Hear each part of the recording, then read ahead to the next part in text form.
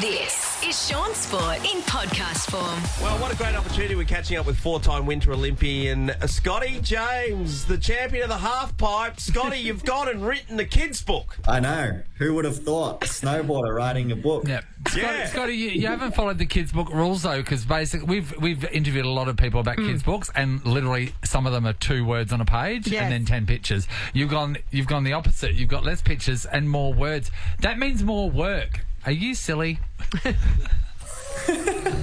Well, it is for first readers, age 5 to 7, so perfect for you guys, and also the kids. So we're very excited. No, it's been fun. It's been incredible working on the illustrations and the storyline. It's been a whole new experience for me. It's been really enjoyable. Well, of course, we got the opportunity coming off the Summer Games, and I did see you chuck on some of your Winter Olympics Australian gear just to get in the zone of it all. How did you take it all in, Scotty? Yeah, it was amazing. I mean, obviously an incredible feat by the Aussies. I think it was the most successful campaign at Olympics ever. So, yeah, unbelievable, very inspiring. I always enjoy just watching sport in general. So, yeah, it was really cool. They absolutely dominated, and in particular, I was reflecting on my first Olympics when I was 15. Yeah. And then I was thinking about Arissa True, who's 14. She just won a gold medal in skateboard. And I was like, oh my gosh, I can't imagine what that was like. So, yeah, honestly, outstanding. Sorry, are you already leading into the next Winter Games? So two years away from the Games in Milan. Are you already focusing on that? Yeah, we have, pretty much from now. So my season typically starts in end of November, and we go through to March the following year in the Northern Hemisphere. But yeah, I mean, we definitely start to think about what that 2026 is going to be like for me as a competitor.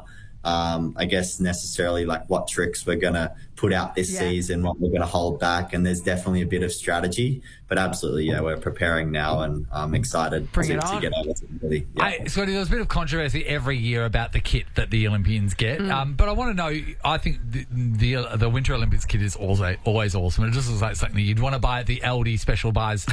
But do you ever wear your full kit again snowboarding, or is that just isolated to the Olympics? Where does it go afterwards? You know, it's funny. I actually, my brothers tend to usually wear the uniform right after the Olympics. So throwing them under the bus. They love getting in the green and gold.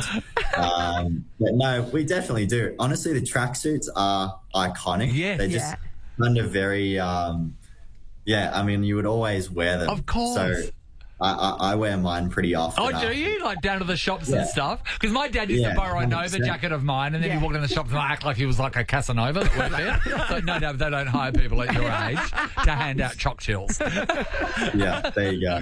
Hey, Scotty, I didn't know your life when you were growing up. Obviously, you just mentioned you're going to be a 5-time Olympian, right? It's just crazy to think about that in the first place. But for your parents to sacrifice themselves and you just travel around the circuit when you were a young kid, was that amazing? And were you homeschooled essentially? Or? Yeah, so I spent majority of my childhood pretty much overseas. I went to an amazing school in Melbourne that were very supportive of everything I was trying to do. It was obviously very outside the box. It wasn't typical at all. So they were pretty good at navigating how that was going to work for me with my curriculum and taking it overseas. And typically if I was in the US or Europe, we would set up a tutor in time beforehand. Yeah. So that was kind of my early years in school. I would always have a tutor with me.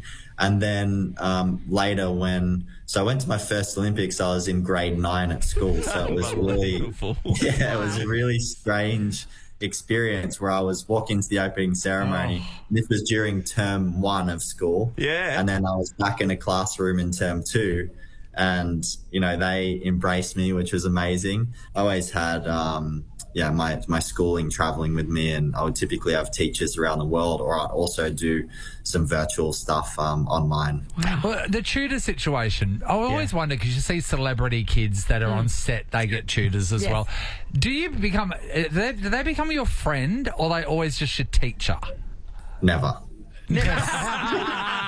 Because I'd go snowboarding. They were always very nice. But I'd go snowboarding and then I'd come home and have to do, 4 or 5 hours of school at the end of the day. That's the last thing I wanted to do. So they were never my friends. Scotty, while you were jetting around the world as a kid and snowboarding everywhere, your brothers and sisters, were they just at home living a normal life, or did they get dragged around as well? What happened?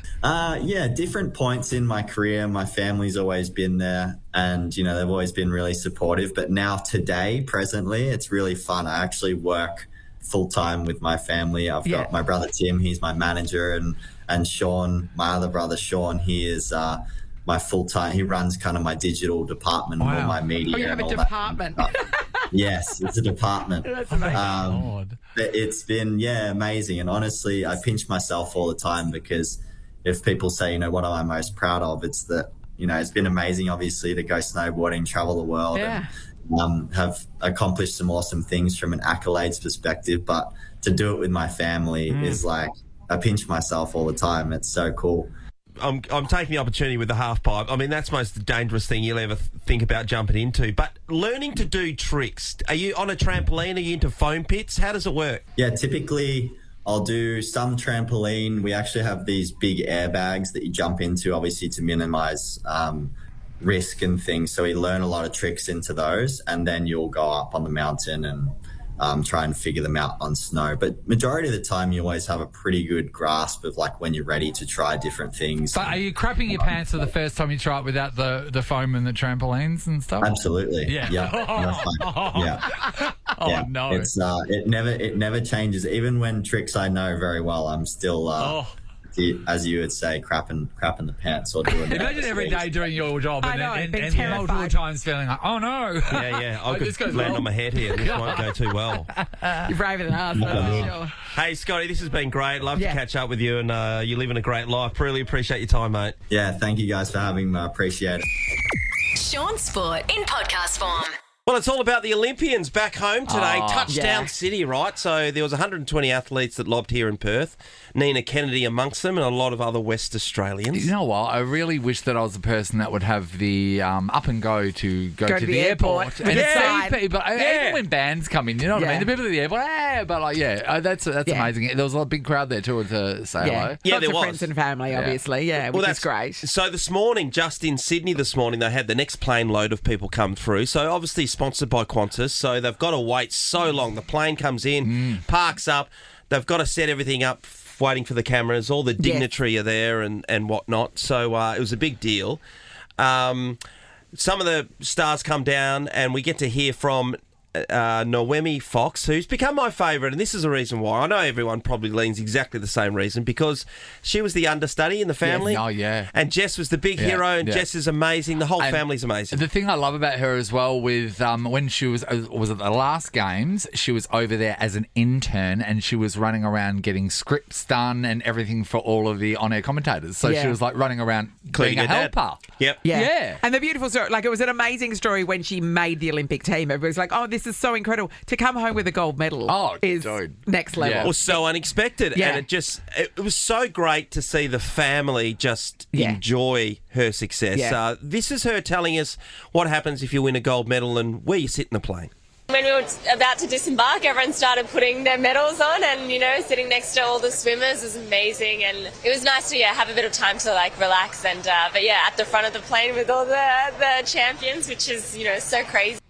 And the boomers are down the back with their knees around the ears. So I don't know how it goes, whether they put all the gold... Well, obviously all the gold medalists are at the front and then suddenly whittle it down. If you get silver, you're in premium economy. To Ray Gunn. Mate, Ray going to be flying the plane. She stayed in Europe, actually.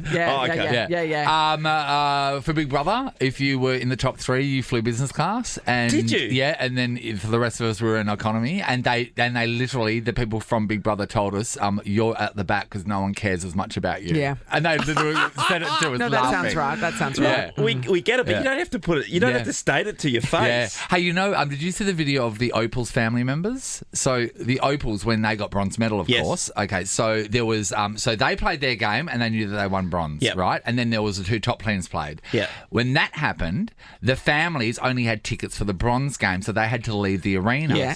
And then the other two teams played, and then there was the medal presentation.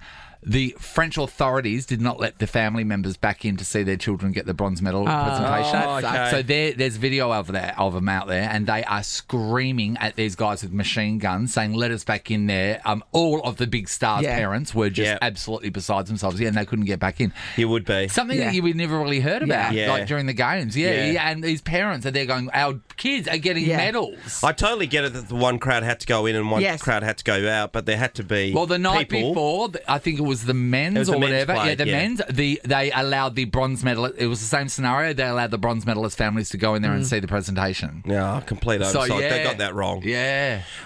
The other thing that was happening when the ceremony, obviously they set it up and the Prime Minister and everything like that. So the reporter of the day was a guy called Jim Callanan on Fox Sports this morning. He kind of sets us up, but he makes a bit of a statement, gives us some information that's clearly wrong.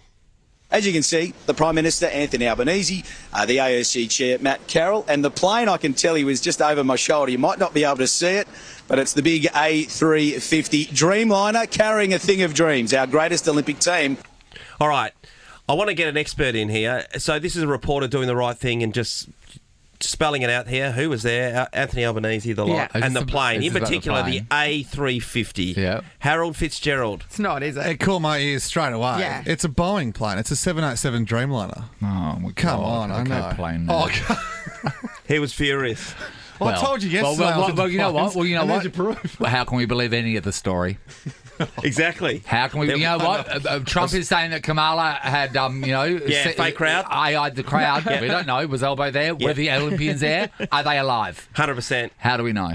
I'll tell you there's any discrepancies in these planes. Thank you. Thank you. Well, until what date? Yeah, 11th of October. Well, you can always call me up. What's the difference, Harry? It's the fuselage, of It's course. the fuselage, yes. Harry's favourite Any word. opportunity to say Yes, it is. fuselage. Sean Sport is a Nova podcast. For more great comedy shows like this, head to novapodcast.com.au.